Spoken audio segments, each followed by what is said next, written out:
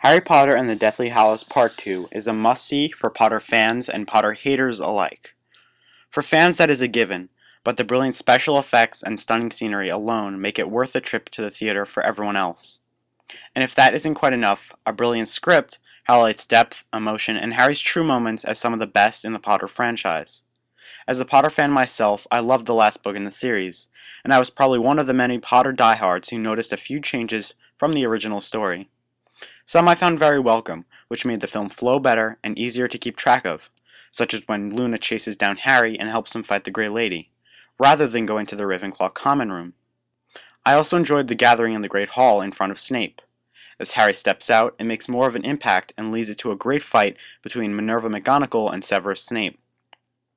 Other scenes were hit and miss. As the statues were brought to life, it really showed the grand scale of Hogwarts, but added humor in that scene added light to a dark moment. But it would have been more fitting to show some more concern in Professor McGonagall's eyes. They could have held all humor for just a couple more seconds, because there really is a funny moment after that. I won't spoil it for you. Overall, almost all changes fit the story perfectly, and all those left out, while missed by fans, would have made the story and film longer and would have strayed from the essential plot a bit too much. The sole scene that bothered me most happened after Voldemort's defeat, as the trio was walking along the bridge outside the Hogwarts courtyard. Instead of placing the Elder Wand back with Dumbledore in its righteous place, Harry snaps it in half and throws it into the depths below him.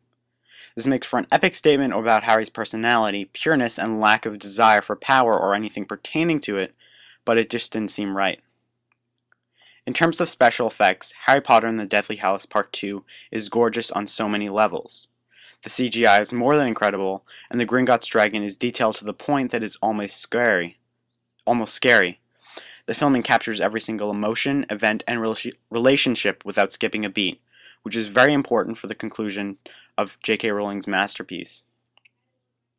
As always, the acting is unscarred, not only in terms of the classic trio, but other characters as well that can really make fans feel like they are viewing the Battle of Hogwarts from within a pensieve.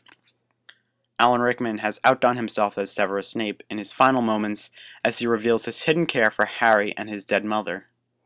Molly Weasley received a huge round of applause in my theater as she screamed, "Not my daughter, you bitch," at Bellatrix Lestrange, and that was played out exactly as I had imagined while reading the book.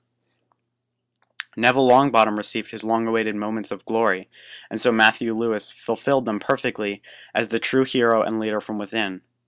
In other scenes, I found humor very much welcome in other parts of the movie, as Harry makes a grand entrance into the Room of Requirement, with a funny scene between Ron and Ginny, making things a bit brighter even when the final battle was just moments away.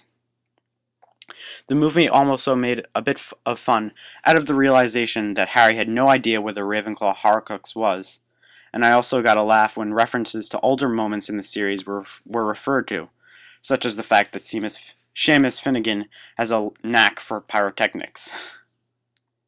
I'll end my review here, and I know I haven't covered everything, but if I were to do so, I would be sitting here for days on end. You need no further push. Harry Potter and the Deathly Hallows Part 2 is a must-see for everyone as the best movie this summer so far, the conclusion to the best series ever produced, and certainly will go marked down as one of the best movies of all time. Potter fans, Hogwarts will always be there for you, and it will never be forgotten.